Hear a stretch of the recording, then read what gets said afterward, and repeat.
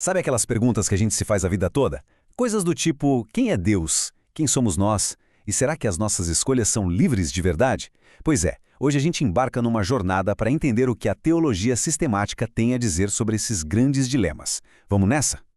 Para começar, olha só que forte essa frase do A.W. Tozer. Ele dizia que a coisa mais importante sobre alguém é o que essa pessoa pensa sobre Deus.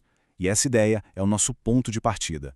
Porque a forma como enxergamos Deus molda todo o resto, sabe? Por isso é tão fundamental ter clareza sobre isso. Então, esse aqui é o nosso roteiro.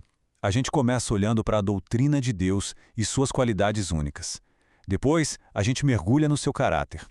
Em seguida, o foco muda para nós, a humanidade, a imagem de Deus e a questão do pecado. E para fechar, a gente entra no famoso e complexo debate do livre-arbítrio. Então, vamos lá. Nosso primeiro ponto, a doutrina de Deus. O que é isso, afinal? Bom, de forma bem simples, é o estudo organizado sobre quem Deus é, com base no que as Escrituras nos contam sobre ele.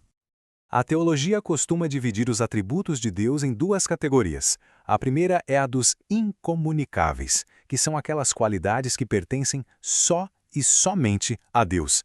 Pensa nisso, a capacidade de existir por si mesmo, de não mudar, são características que traçam uma linha bem clara entre quem é o Criador e quem é a criatura. E dentro desses atributos exclusivos, vamos dar uma olhada em três que são super conhecidos e essenciais para a gente entender a soberania de Deus. Onipotência, ou seja, ser todo-poderoso. Onipresença, que é estar em todos os lugares ao mesmo tempo. E onisciência, que é saber de todas as coisas. Agora, falando em onipotência, aqui a coisa fica interessante.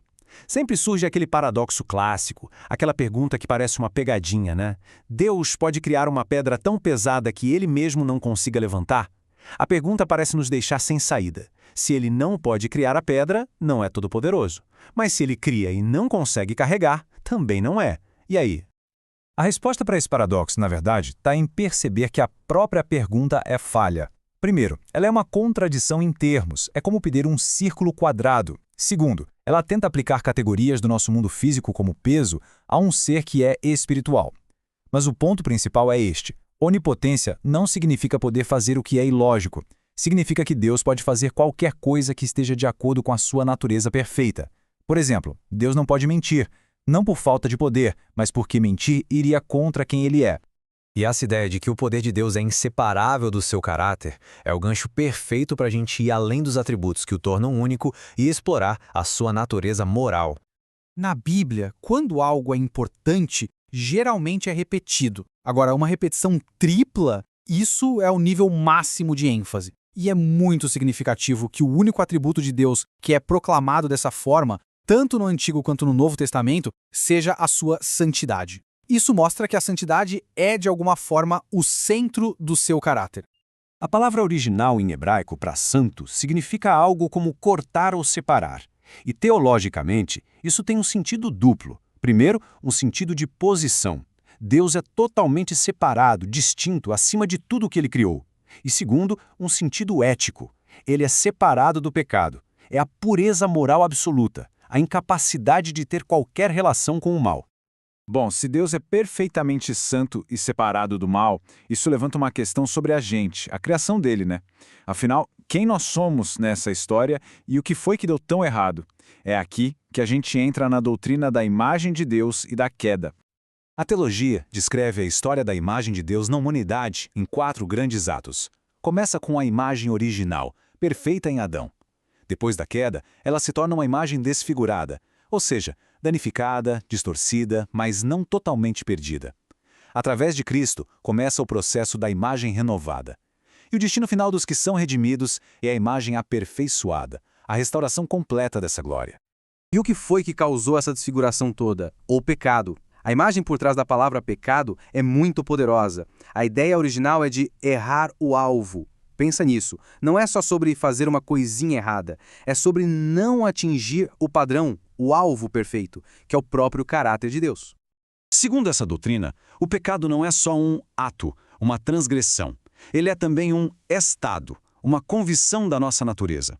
A lógica é, a gente não se torna pecador porque peca. A gente peca porque já é pecador por natureza. A raiz disso tudo estaria no coração. E a consequência final é a morte, em todos os seus sentidos.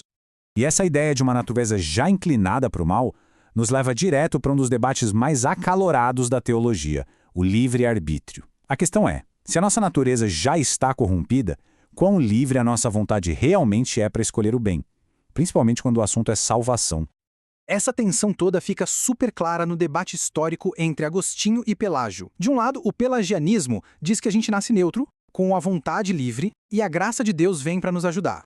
Agostinho, para explicar isso, criou um esquema fascinante. No Éden, Adão era capaz de não pecar. Depois da queda, a humanidade se tornou incapaz de não pecar. Pela graça, em Cristo, a gente se torna novamente capaz de não pecar. E na glória, o estado final vai ser ainda melhor que o primeiro. Seremos incapazes de pecar. A sacada dele é genial. Não se trata de perder a liberdade, mas sim de uma progressão da liberdade em direção à perfeição.